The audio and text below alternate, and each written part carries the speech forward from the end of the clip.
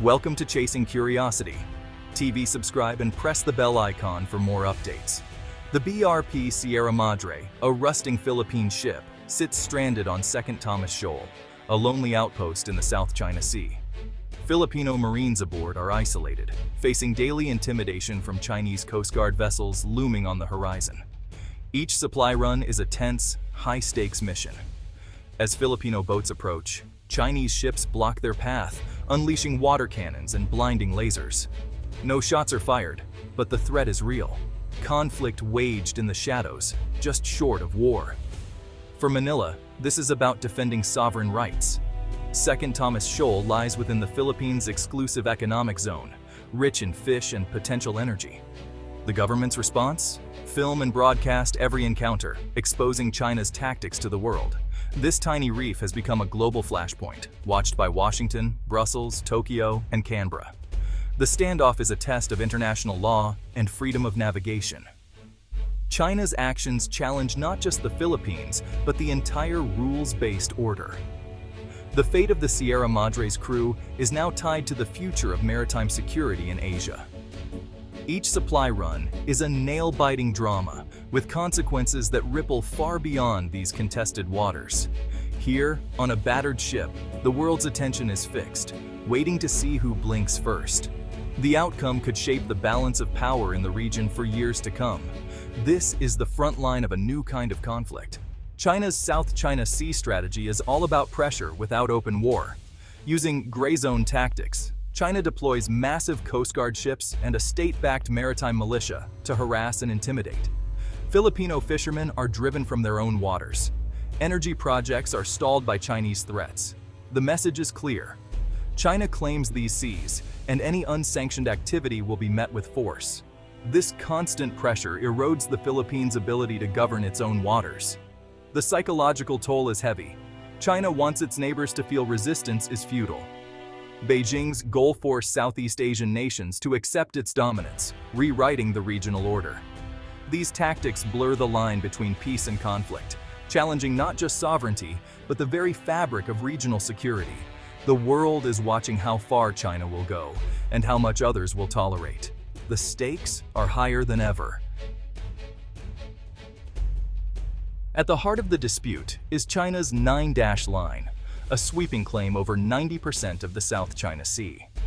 This line clashes directly with international law, especially the United Nations Convention on the Law of the Sea, or UNCLOS. Under UNCLOS, the Philippines and other neighbors have clear rights to their exclusive economic zones. In 2016, an international tribunal ruled overwhelmingly in favor of the Philippines, declaring China's historic claims baseless. China rejected the ruling, calling it waste paper, and has only intensified its activities since. The result, a dangerous precedent where a powerful nation ignores binding international law. The world now faces a stark choice: uphold the rules or let might make right. The South China Sea is the proving ground for the future of global order. The legal battle is far from over.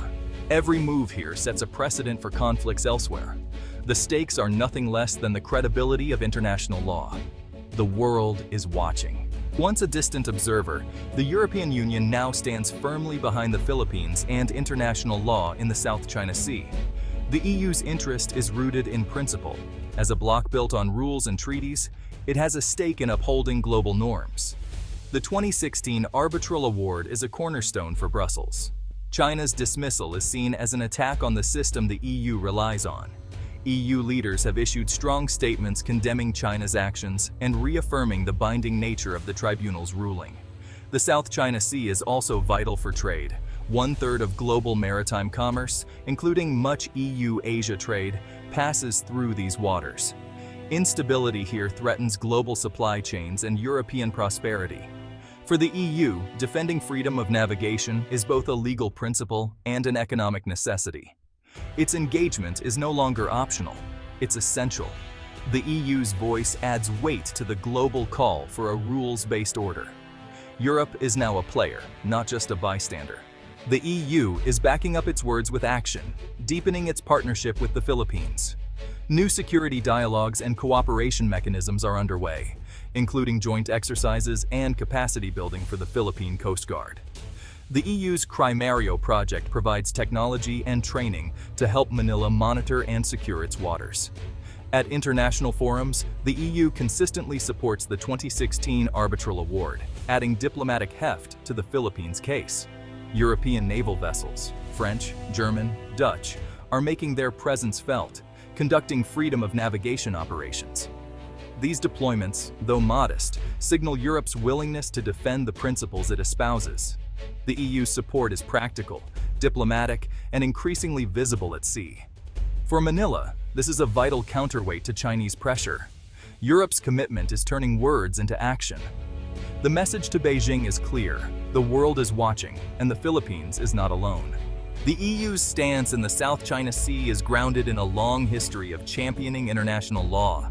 Past disputes, like the swordfish case with Chile and the Mox plant case between Ireland and the UK, show the EU's preference for legal solutions over confrontation.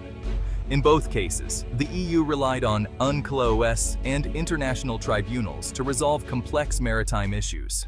This legacy gives the EU credibility as it calls for adherence to the 2016 Arbitral Award.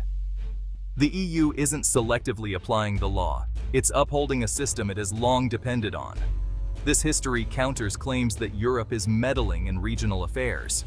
The rules of UNCLOS, the EU insists, apply everywhere, from the Atlantic to the South China Sea.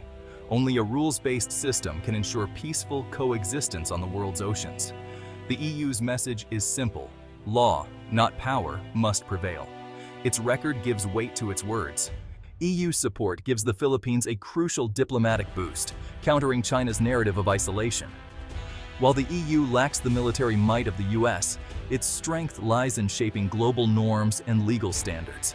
By championing the 2016 ruling, the EU helps cement it as settled international law, making it harder for others to ignore. This creates a ripple effect, building global consensus and isolating China's position. The EU's engagement also gives Manila more options, reducing reliance on any single ally. Practical support, like maritime surveillance technology, makes the Philippines more resilient. The EU can't stop a water cannon, but it can make coercion costlier for China. Its role is strategic and long-term, not just symbolic. The power of coalition is Manila's best defense. The EU's presence is felt, even if its ships are few. The EU's assertiveness in the South China Sea carries risks. Increased foreign naval presence raises the chance of miscalculation and escalation with China. Beijing warns against external interference, seeing the EU's actions as part of a US-led containment effort. The EU's economic ties to China complicate matters.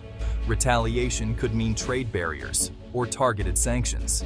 This creates divisions within the EU, as some members push for principle, others for caution. Beijing exploits these rifts, testing Europe's unity. For the Philippines, international support is welcome, but comes with its own risks. Manila must avoid becoming a pawn in great power rivalry. President Marcos Jr. must balance alliances and keep dialogue open with Beijing. The path forward is fraught with both opportunity and peril. Every move is watched. Every misstep could escalate. The South China Sea is more than a regional dispute. It's a global crossroads. Freedom of navigation, peaceful dispute resolution, and international law are all on the line. The outcome here will shape the world's rules for decades. The EU's stand with the Philippines highlights the global stakes. Instability or conflict would disrupt trade and threaten prosperity far beyond Asia. The South China Sea is a test of collective resolve. The future will be decided not by the size of any navy, but by the strength of global solidarity.